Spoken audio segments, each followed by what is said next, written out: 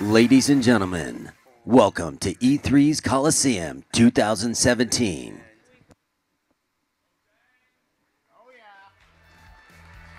Day 2, we're about to go live streaming. Hello, everybody. I'm Jeff Keighley. How many of you were here yesterday? Oh, wow. All right, you guys are Coliseum Warriors. What are you excited to see today?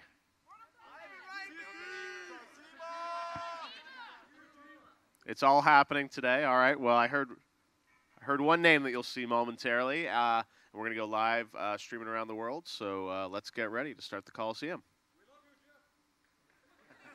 Thank you, guys. We're excited to get going.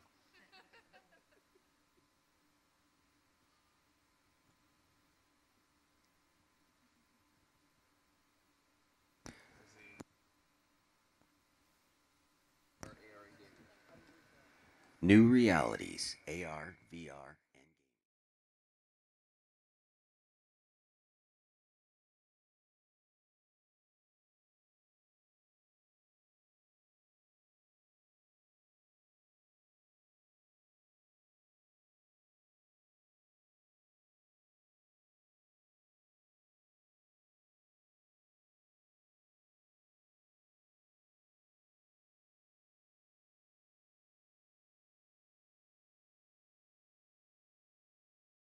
I mean, the best part for me with accounting is because for those who haven't played it, there are so many things that happen in there that are unexpected and surprising.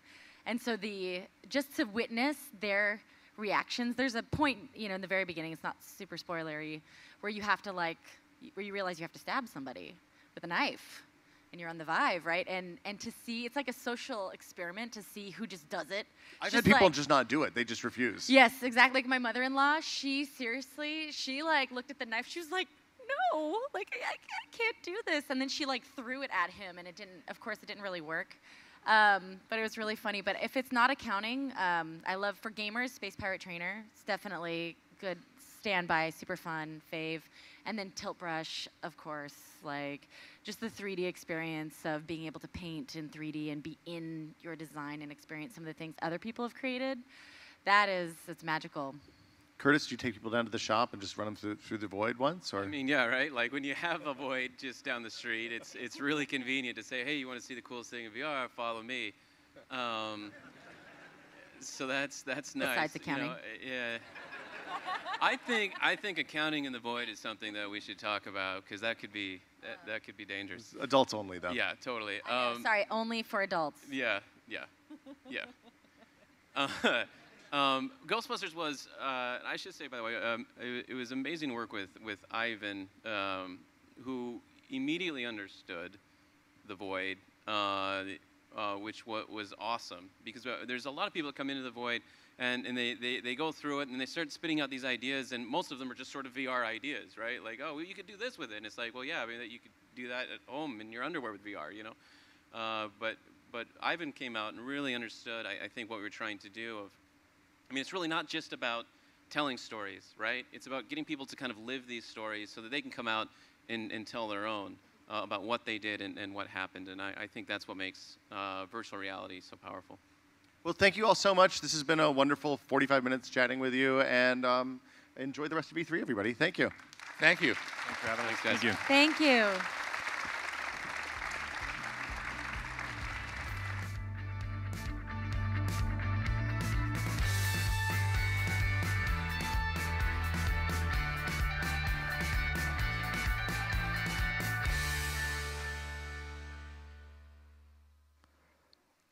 Coming up next, Sea of Thieves. The team from Rare will be here to take you inside the development of that game. And then still to come, we've got Ed Boon on stage celebrating Mortal Kombat. The original team behind Crash Bandicoot reuniting for the first time ever to discuss development of that game.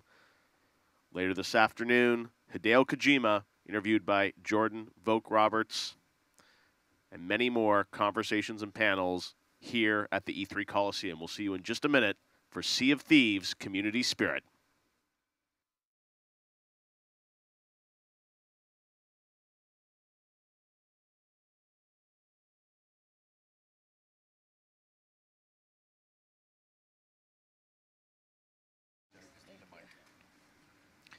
Welcome back to the E3 Coliseum. Right now, please welcome the team from Rare for Sea of Thieves Community Spirit.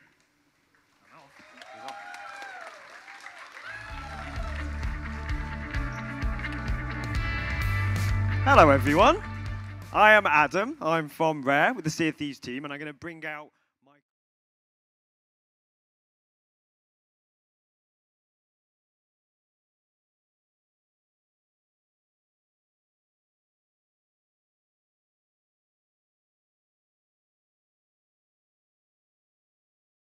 Ongoing, and you touched on it here, was how the community feedback has driven some of the direction of the game. Now that you've got a release window of early 2018, have there been discussions about continuing to evolve the game post-release? Yeah, so I'll take that one. Or do you want it, Christina? Like, I don't know. Let's see what you say first. Okay, cool. Yeah, so absolutely. Like this, like, it's kind of, I think we started off saying this in like some of our interviews. It's almost like it's the start of the journey then, but it's not, because the journey started in December, right, last year. But the journey will continue, and we can, and like back at the studio, we've got a roadmap to like the end of 2019, and that's just because I can't think any further than that, basically. But like as we move forward, we'll continue to grow, and we'll continue to be looking that far in the future, because the ambition for this game is to basically operate in exactly the same way. Once we've, you know, just because we've like charged for the game and we've got people in and there's a big wide audience, we still want to operate it in the same way, because it's the right way to operate this type of game, this type of experience. And like in terms of kind of campaigns, which is Christina's area, like you can talk to a little bit about just our plans for that and our plans for kind of supporting. Well, I think there was recently a hot topic on the forum about the appeal of in-game events and operating as a game as a service. That is something that we're going to continue throughout the development and beyond of Sea of Thieves. Is we're going to have these special, exclusive, time-limited, fun things that make you interact with the world in a new and unique way, or interact with other players in a new and a unique way, but will also potentially give you exclusive stuff, as I said, on the forums. So yeah, it's continuing forever. I think that's all we've got time for. So thank you ever so much, everyone, for coming along.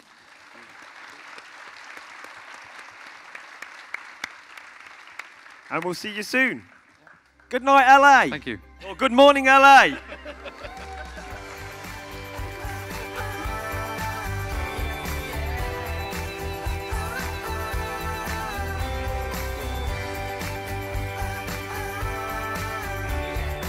Coming up, Gaming Evolved, new voices, new visions. Find out how the gaming industry is expanding to include more creators.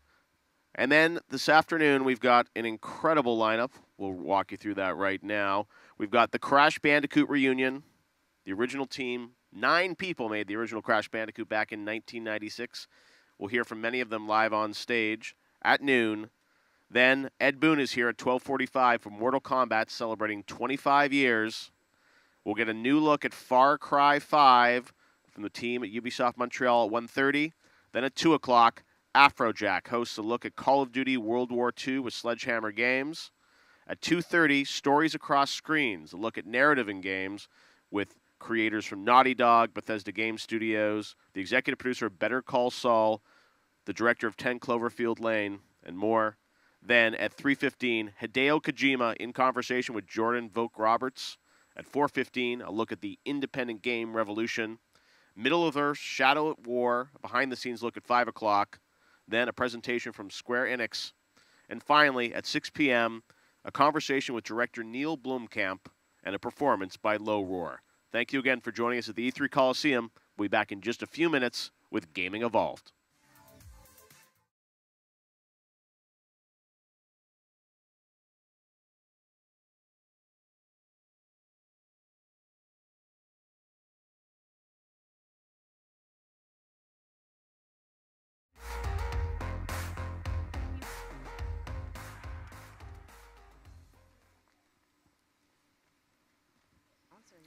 Hello, everybody. You guys having a good day at the Coliseum?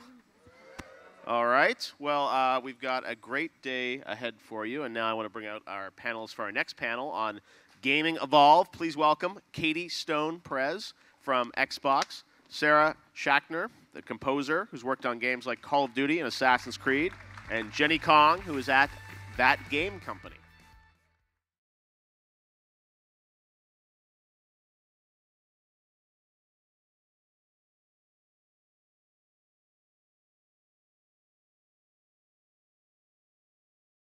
on to create or write for the game? Yeah, I've gotten storyboards and usually just get like 100 videos that are sample gameplay for each kind of general situation. You know, you never know what the player's going to do, but you know what situation they're going to be in. So I just take that, and that's enough inspiration to do the music for each part of the game. Cool. I think from my side, we focus on emotion and the player experience as being number one. So everything like design, story, art, and music that we're known for at that game company has to serve what that emotional experience for the player is. We don't talk enough about playtesting and iteration. So before you guys get to experience a game like Journey, we playtest it and fail many times before we get there. So that's the kind of the process that we go through. Cool.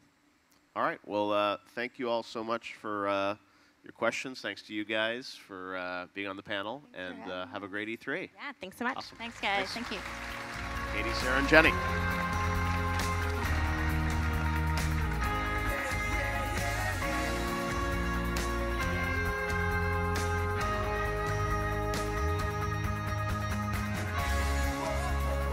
Coming up, the Crash Bandicoot reunion in just a few minutes. Stick around here at the E3 Coliseum.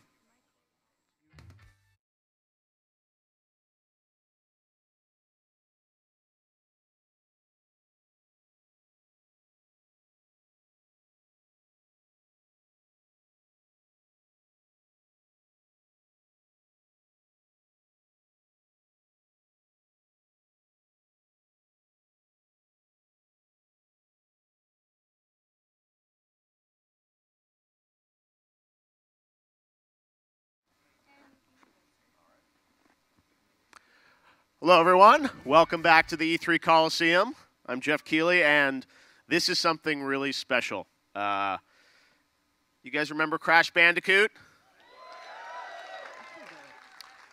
I remember it very well. I was at E3 in 1996, my second E3, and I got to walk up to the PlayStation booth, and I played this.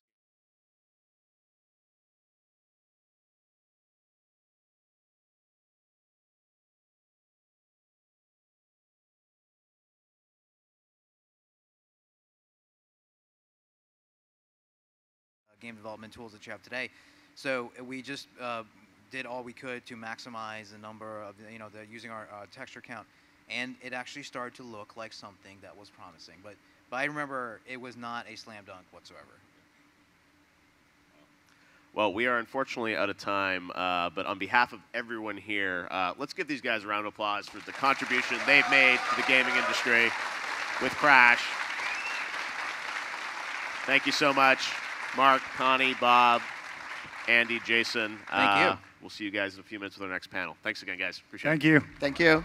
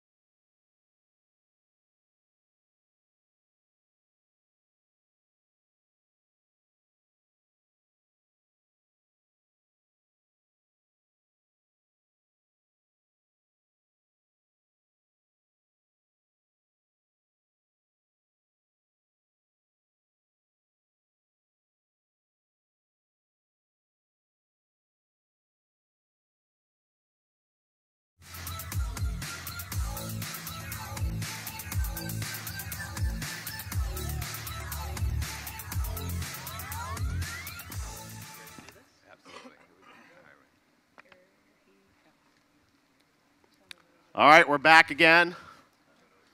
I know, lots of panels today, but some great stuff. Do you guys like the Crash panel?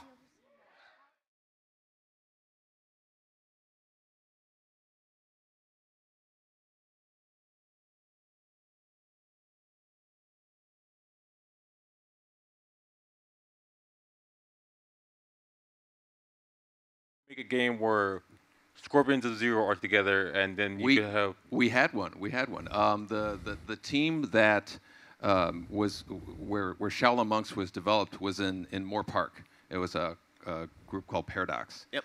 And when they finished Shaolin Monks, they started working on a game called Mortal Kombat Fire and Ice, which was Scorpion and Sub-Zero together. And they had a mock-up, a demo going, and we were very excited about it. And then, you know, through circumstances out of everybody's control, we just couldn't move forward with it. But everybody was very excited about it. It's a very, very talented team. That's awesome. And also, So, I have my Mortal Kombat X comic. I wanted you to sign it too. So Ed Boon, you're a popular man. All right, we're not really doing signings or autographs here. It's up to you, Ed, on what you'd like to do. All right, well, unfortunately, guys, we are out of time. We'll just have to bring Ed back next year to answer more questions. Yeah, that'd be fun. Awesome. Ed Boon, everyone, a true legend in the video game business. Thanks, Ed.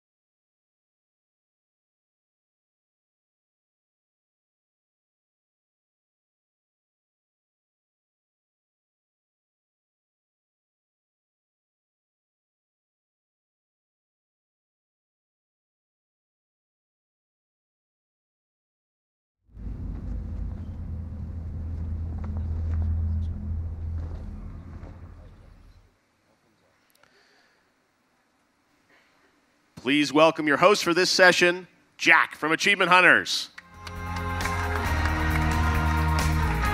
Hello, E3. How are you guys doing today? E3 2017. I'm very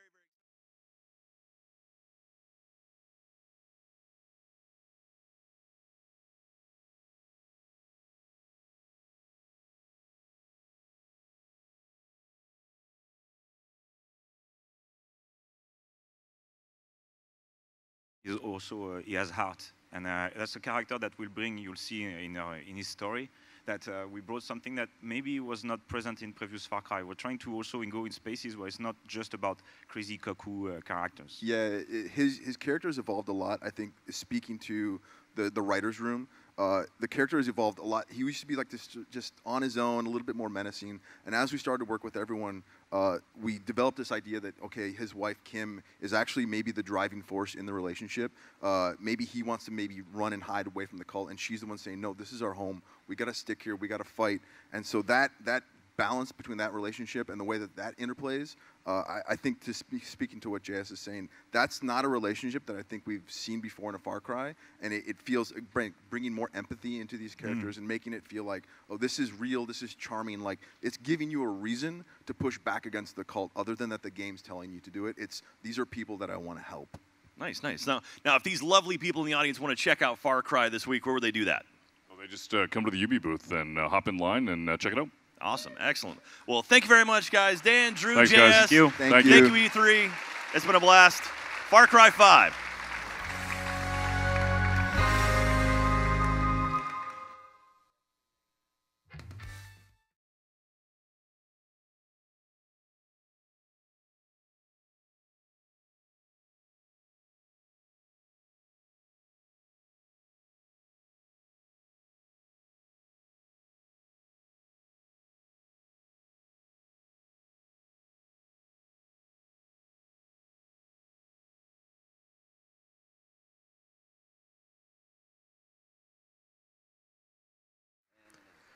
Ladies and gentlemen, please welcome your host, Afrojack, and the team from Sledgehammer Games.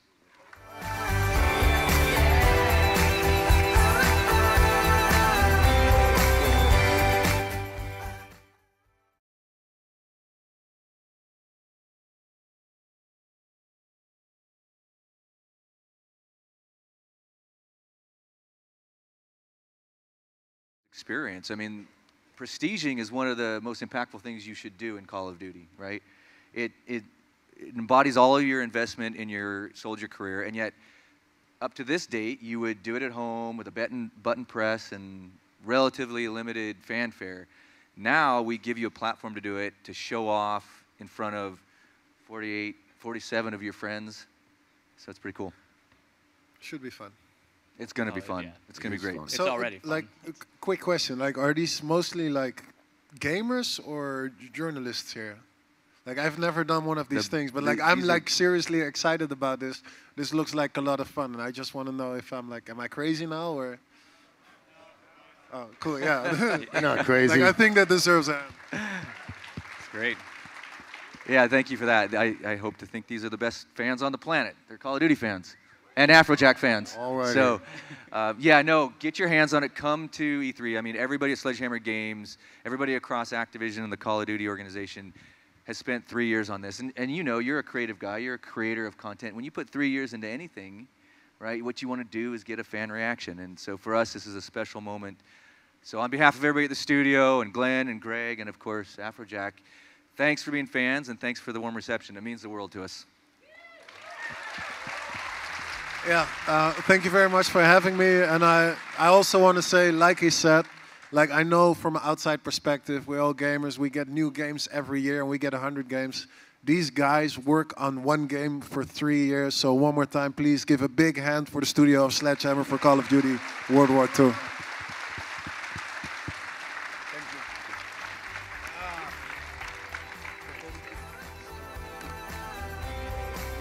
Coming up next, stories across screens. Thanks to Afrojack and the Call of Duty team. And then Hideo Kojima, live on stage with Jordan Vogt-Roberts at 3:15.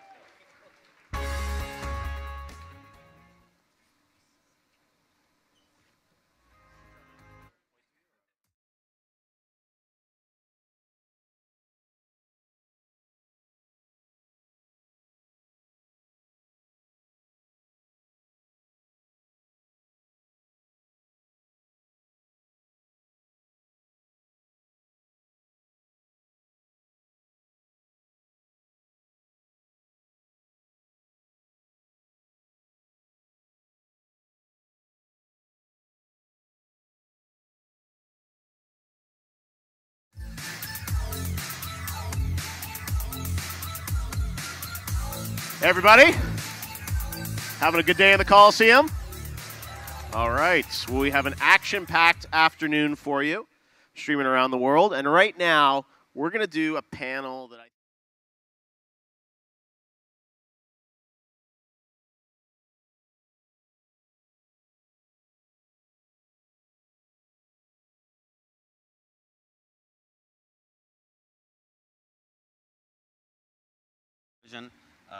But I think we are, those of us who make games are less concerned now with trying to imitate television and film, and we're just trying to do our own thing. And yeah, that's really been the change. I'm sorry. That's really been the change, I think, is games don't need to ape movies anymore. And all the games that we've praised on the stage have narratives that are uniquely experienced as a game. It's like, oh, it's sort of like dug into their differences, and now they've become these better experiences because they are not movies. And right, we're jealous of that. we can just keep stealing the ideas from movies and making them into games. So it's great. Yeah, I mean, it's really taking advantage of what the medium has to offer. Like, when movies first came out, everybody was used to watching stage plays. So all these movies were basically just like one camera pointing at two people talking. And then people figured out, oh, there's editing. Oh, there's multiple camera angles. Oh, this is a different way of talking. And they developed the language. And now games have developed their own language. And now VR is here. And VR is starting to try to develop its own language, which is unique from games itself. Awesome. All right, well, unfortunately, we got to leave it there. Thanks so much, guys. I wish we could go on for hours more. It's been a really awesome conversation. Thanks, man. Thanks to Jennifer, Emil, Josh, Dan, and Marcus. We'll be right back after this. Stick around.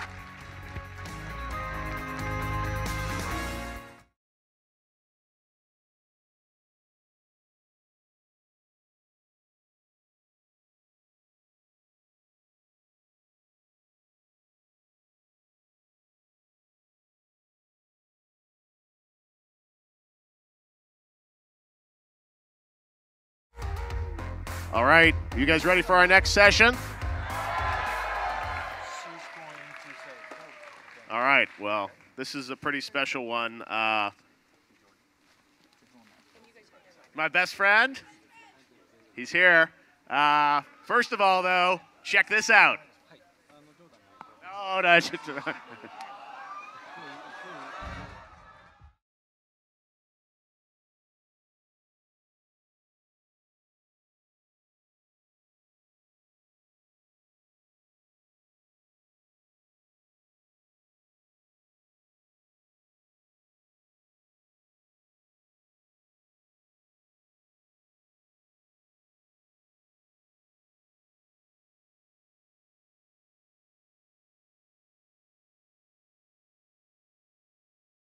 reinterpreting them and making them your own.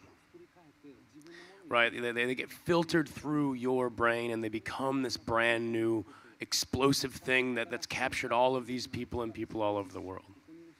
And so my question to you is, as I now go and interpret your myths, as I embark on making a Metal Gear Solid movie, what would you say to me? Everyone's like, oh boy. まあ僕と同じように皆さんの期待を裏切れと。Do the same thing as me, betray your audience. There we go. All right, thank you guys. Give it up for Hideo Kojima, the man, the man.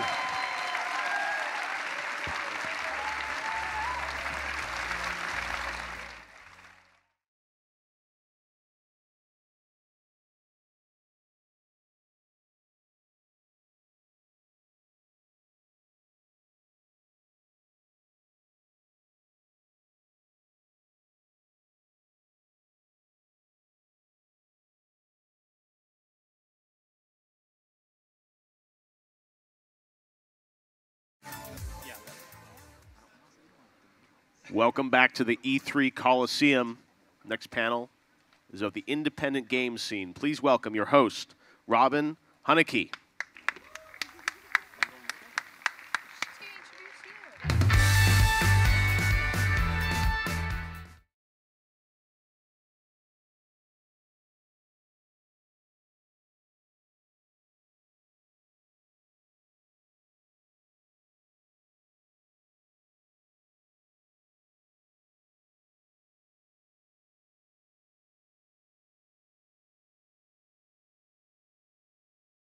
Inspire all those hands at the beginning that we saw to like actually do it and like go for it, because I think that's why we're here, is we want more of us in the world. So it's make games that you want to play. That's what I did, and you know, I think that's the key, is just make something you want to play, and that makes it so much easier to complete it because you want to play it. Something I'd say is there are no skills you have that are not compatible to making games. I come from a production and a writing background. I'm not an engineer. I am so in admiration of you, Robin, for that, your background in that. But there's no skill you have that would not be suitable to a game studio or a game environment, and have faith in yourself to know that. Just that it's you can learn everything that you need to learn. It's not that hard. There are people who think like, oh, I'm not like a code person, but it's not that hard. You can figure it out. Like, it's not that daunting. Or I'm not an art person. You can figure out ways to sort of still make beautiful, cool things. So I don't know. And my point is always the same. We're really nice. Like, indie developers are really nice people. And I just want to wrap it up. I just want us to give a huge round of applause to everyone that participated in the panel and every indie out there that's trying to make something awesome. Thank you so much. Thank you very much. Thank you, guys.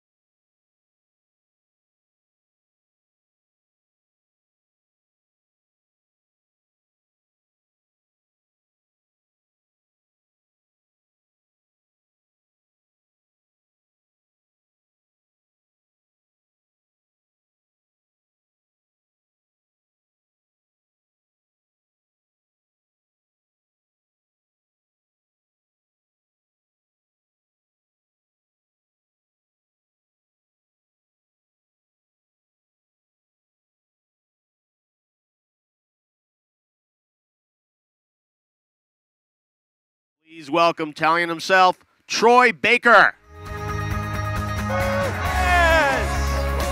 Thank you guys. Thank you so much for being here. Day 2 of E3. Everyone is still, heart rate is doing this and not doing this quite yet. I don't know why one direction.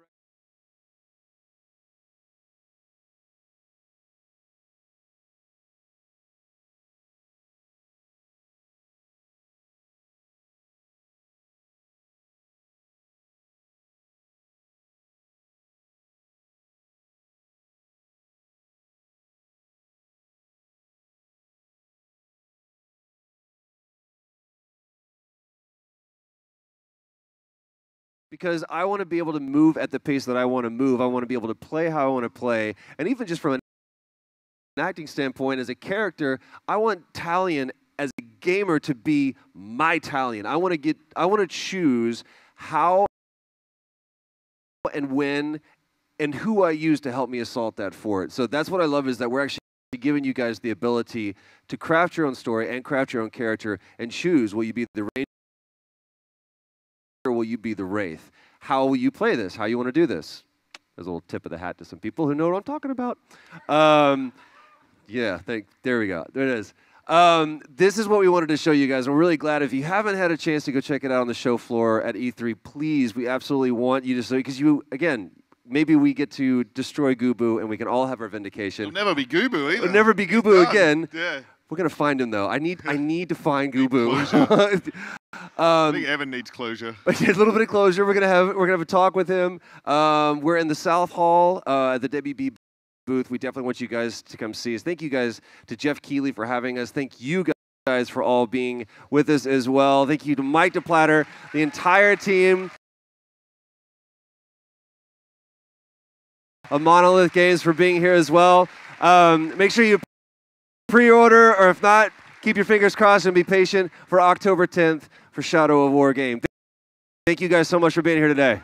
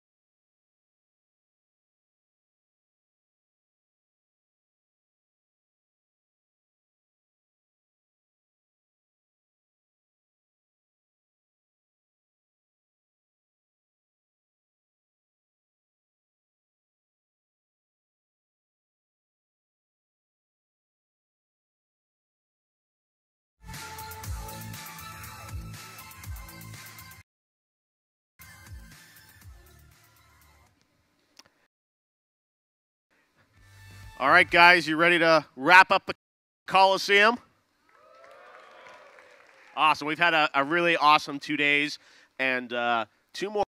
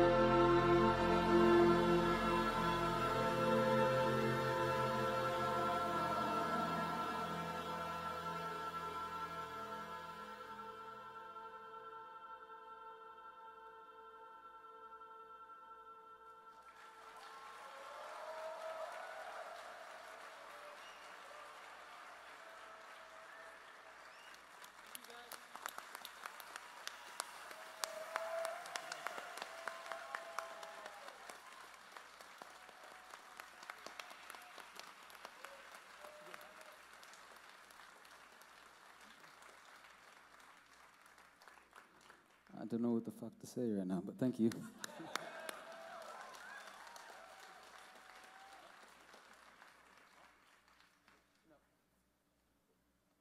I guess that's it. So thanks.